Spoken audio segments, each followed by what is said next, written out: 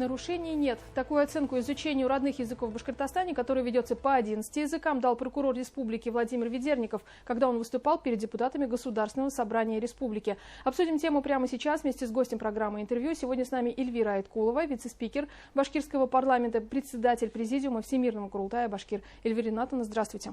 Добрый день. Вот мы затрагиваем, если тему выступления прокурора Башкортостана Владимира Ведерникова. Что по изучению родных языков отметили бы вы самое основное? Этот вопрос, который комментировал прокурор региона, задавала я, потому что к нам и в парламент, и во Всемирный Курултай Башкир родители обращаются как раз с другой стороны реализации закона, потому что мы помним, что 3 года назад, когда принимался закон, достаточно часто мы слышали о том, что навязывают изучение, о том, что идет нарушение прав в части недобровольности. Да? То есть, а сейчас к нам как раз поступают заявления от некоторых родителей, которые говорят, мы хотели бы изучать родные языки, но, к сожалению, администрация школ нерасторопна, администрация дошкольных, да, детских садов тоже нерасторопна, и мы в таких случаях включаемся. Поэтому мой-то вопрос касался того, что насколько сегодня исполняется закон в полной мере. Потому что сегодня мы видим, что это абсолютно новая для нашей страны норма добровольное изучение. Мы видим, что сегодня эта норма уже наконец-то она такая стала привычной для населения, потому что норма закона всегда приживается достаточно долго и порою не приживается совсем, приходится вносить какие-то корректировки существенные, приходится иногда и отказываться от этой нормы. Вот в данном случае она прижилась, но пока у людей не выработались какие-то регламенты, как в тех или иных случаях действовать. Но мы считаем, что это нормально, потому что регулирование оно происходит постепенно. И вот как раз сейчас, в мае, у нас ежегодно проходит как раз сбор заявлений на изучение родных языков. Вот сейчас этот процесс проходит, и поэтому я бы родителям, когда им задают вопрос, какой родной язык выбирать, конечно, исходить из собственных побуждений, да, что считает семья приемлемо для своего ребенка, но в то же время у каждого родителя должна быть такая внутренняя ответственность. Сегодня, в принципе, те, кто считают своим родным башкирский, татарский, чувашский язык, эти родители сегодня должны понимать, что они ответственны не просто за предмет в школе, они ответственны перед лицом своего народа за сохранение культуры, дальнейшей жизнеспособности языка. Поэтому вот от этого простого заявления на самом деле очень много зависит.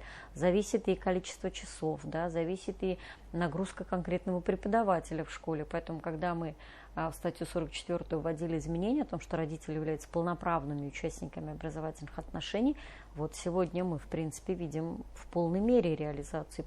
Эльвира Ринатовна, про инфраструктуру для изучения родных языков. Вот ваша коллега из Москвы, Лариса Маршева, это директор Института развития родных языков народов Российской Федерации, она считает, что квалифицированные педагоги и создание учебников помогут сохранить языки. Согласны ли вы с этим мнением? И с этой точки зрения, как вы оцениваете инфраструктуру в Башкортостане? Вот опять же, возвращаясь к тезису о том, что когда это было обязательно для всех, да, то, естественно, мы выпускали, без учета потребностей, запросов, да, эти учебники. То есть вот есть изучающие, вне зависимости, на каком уровне изучается, да, является ли человек носителем языка, или он будет только на начальном этапе. То есть был такой унифицированный подход.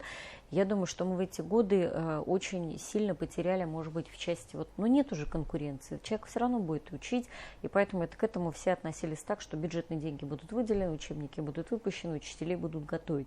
А сейчас, когда мы попали, на самом деле, в конкурентную среду, сразу встает вопрос качества учебников для тех, кто хочет изучать, но не знает. Да? Например, башкирский для него не родной, но человек хочет научиться говорить. Тогда это должны быть другие учебники. Башкирский родной, допустим, семья проживает в городе, и родители не являются носителями языка. То есть для него это язык родной по этническим корням, но по звучанию, по владению он тоже идет как иностранный. Да?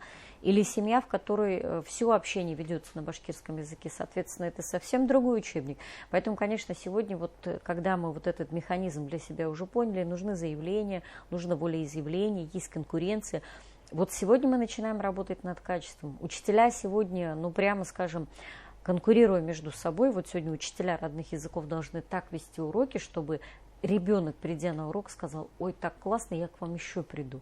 Поэтому мы говорим, что сегодня и качество подготовки учителей родных языков, и качество учебников, и вообще мы здесь, это давно уже концепция витает о том, что родные языки для начинающих надо изучать как иностранные.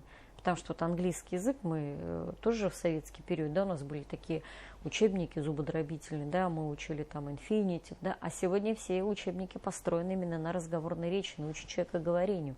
Поэтому здесь мы тоже из этого должны исходить. Поэтому меня сегодня очень радует, что на федеральном уровне у нас есть фонд сохранения родных языков. Сегодня на федеральном уровне при Министерстве просвещения уже есть отдельный департамент, который занимается вопросами национального образования. Вот как раз руководитель департамента приезжала в город Уфу, и она нам тоже рассказывала о том, как они сегодня с федеральной точки зрения будут и мониторить, и где-то помогать регионам в изучении родных языков. И поэтому это важнейшая тема, потому что уроки должны быть интересными, учебники должны быть яркими, и ребенку должно быть четкое понимание, что если у родителей это выбор и написание заявления – это миссия, то для ребенка это должен быть урок, который действительно вот ему что-то новое несет, и один из самых классных уроков. Эльвира Ринатовна, о каких изменениях и в какие сроки мы можем говорить, если мы понимаем, что сейчас идет мониторинг? Вот по изменениям, конечно, сегодня у нас есть несколько категорий, да, по изучению родных языков. То есть есть в общеобразовательных организациях изучение родных языков, когда родители выбирают. Но у нас есть часть школ, которые изучение и обучение ведут на родных языках. Вот как раз по этим школам у нас сегодня мы ждем изменений, потому что у нас сегодня они никак не регламентированы нормами закона. У нас эти так называемые, раньше в законе это было понятие национальной школы, сегодня они по факту существуют, но в законе пробел. И мы по поручению главы Республики Башкортостан направили нашу законодательную инициативу в Государственную Думу, пока нам коллеги вернули на доработку этот законопроект. И вот мы вместе этот вопрос обсуждаем с коллегами, в том числе из Республики Татарстан. Потому что, в принципе, мы сегодня для себя должны понимать, что если с выбором языков в обычной школе уже более-менее понятно действие закона, то в части национальных школ, конечно, вопросы открытые. Потому что пока регламентов, каких-то нормативов в этой части нету. Поэтому мы ждем изменений вот в этой части. Второе, мы, конечно, ждем изменений, что все-таки вот общественное мнение по выбору родных языков будет меняться именно в пользу выбора, именно вот о чем я говорила, с точки зрения вот такой гуманитарной. И мы эту большую работу, допустим, чтобы ареал изучения башкирского языка, чтобы его в дальнейшем сохранить, расширялся, мы ведем большую работу с родителями башкирами, проживающими за пределами Республики Башкортостан. И надо сказать, что для российских субъектов не национальных, например, Челябинская область, да, Оренбургская область, где очень много башкир. Север. Да, север. Для них эта норма закона, она такая в спящем режиме практически. И для органов управления образованием, и для родителей. То есть они об этой норме не знают, о том, что можно написать заявление, если собирается энное количество детей, то есть это субъект может сам определять, то органы на местах управления образованием, администрация районов и городов обязаны создать условия. Вот поэтому сегодня мы такую просветительскую работу ведем и, конечно, говорим, что родители в этой части должны быть более активными. Потому что если я хочу, чтобы язык сохранялся, мой ребенок изучал и знал родной язык, то я пишу заявление, и вслед за этим я готова уже отставить, говорить, вот норма закона, по которому вы обязаны предоставить эти условия. Поэтому вот в части и условий, и учебников мы сегодня где-то вместе с нашими коллегами из Министерства нашего образования Республики Башкортостан ведем вот такую большую работу, ну, и в сопредельных наших территориях, чтобы те, кто хочет изучать родной язык, и вот посмотрите, это оказалось плюсом закона, что те, кто хочет, независимо где бы он ни проживал по всей территории Российской Федерации, он может это сделать. И как раз департамент, который занимается вопросом национального образования, федеральный, они сегодня разработали нормативный акт, по которому есть сегодня сетевое взаимодействие. Допустим, нам приводили в пример Москву и Московскую область. Допустим, хочет человек изучать в Москве башкирский язык, да, башкирский, татарский, чувашский, а преподавателей нет, а заявление есть. То есть в таких случаях можно по соглашению с другой образовательной организацией, расположенной, например, в национальном субъекте. Например, у нас есть замечательная гимназия имени Рами Гарипова, да, где есть высококвалифицированные кадры, где есть люди, которые готовы преподавать. Заключается соглашение, и уже в таком режиме онлайн мы сегодня все умеем работать, все предметы преподавать. То есть уже преподаватели ведут полноценный урок в Москве. Да? То есть вот этот нормативный акт есть, но мы его сейчас тоже начнем вот и апробировать в том числе. И то есть здесь уже не может сказать Москва, вы знаете, у нас учителей нет, откуда мы вам их возьмем. Да? Но Москва здесь имею в виду любой субъект Российской Федерации.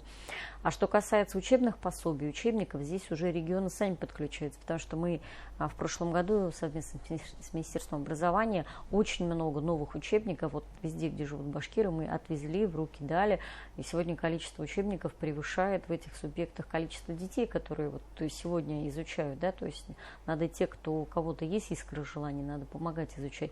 Тем более сегодня на этой теме очень большой акцент делает и президент Российской Федерации. Мы видим, что звучание это свое имеет и в обновленной Конституции России. Поэтому здесь, конечно, вот нам закон по национальным школам необходим, но и в то же время вот эту работу, чтобы родители сами подключались, писали заявление, ее надо проводить. Ну а что касается прокурорских проверок, здесь, конечно, мы прокуратуре тоже с таким акцентом, что если не исполняются пожелания родителей, то есть заявление есть, а не организованы какие-то, допустим, уроки, классы, группы, были ли обращения. Вот в этой части как раз Ведерников сказал, что таких обращений у нас не было. Обращаются, как правило, вот в общественные организации, к нам как парламентариям обращаются, но в прокуратуру пока родители еще, наверное, не считают, что это такой крайний случай. И в любом случае мы включаемся и добиваемся, чтобы эти группы, особенно в детских садах, открывались. Если можно, буквально там 30-40 секунд, да, изучали ли вы родной язык сами в школе, да, что служило мотивацией для вас, что, по вашему мнению, может служить мотивацией для других учеников, которые сейчас пойдут в первый класс, и если говорить в целом про связь с малой родиной, со своими корнями, то какие проекты здесь у нас в Башкортостане есть, которые также могут повлиять и укрепить эти связи? А я хочу сказать, что вообще изучению родных языков, и вот вы сказали какие-то проекты, да, сейчас вот есть замечательный проект Атайсал, да, это вот инициатива нашего главы Республики Башкортостан Раида Фаича Хабирова. Они такие, на первый взгляд, простые эти инициативы, с другой стороны, они объединяют огромное количество людей. Поэтому я изучала родной язык, я училась в деревне Новобайрамбулово Чилинского района, 2 класса всего там отучилась, потом у меня родители переехали, я училась на башкирском языке, не изучала, а прямо это была национальная школа, и поэтому сегодня вот я включаюсь в этот проект Атайсал, взяла себе обязательство благоустроить там родник. А что служит мотивацией для изучения родных языков? Вот я говорю, для родителей это должно быть понимание, что это гуманитарная миссия. Потому что если число носителей языка начинает в мире сокращаться, языки начинают умирать. То есть сначала они уходят из такого научного оборота. Вот почему нам надо национальную школу сохранять, потому что научные терминологии, обороты, они сохраняются только тогда, когда идет изучение на языке. Если с точки зрения опять прагматически подходить, вот что касается тюркской группы языков, это башкирский, это татарский, да, то, конечно, дети, которые изучают свои родные вот тюркоязычную группу языков, они потом абсолютно спокойно понимают всех, кто говорит на турецком, на узбекском, на казахском. Например, мы как раз вот после школы переехали в Казахстан, и мне было очень просто в казахоязычной среде, и более того, у нас уроки были казахского, для меня это не было стрессом, да, как, например, для детей, которые не владели языками, да, другими. И поэтому это всегда какие-то дополнительные для ребенка компетенции, это всегда база для того, чтобы ребенок мог расти дальше. Ну и каждый язык – это отдельный мир, это такое большое богатство, давайте не будем наших детей в этом плане обделять. Спасибо большое, Эльвира Ринатовна. Сегодня гостем программы «Интервью» в эфире главного телеканала Республики была Эльвира Айткулова, вице-спикер башкирского парламента и председатель президиума Всемирного Курултая Башкир. Оставайтесь с нами, не переключайтесь.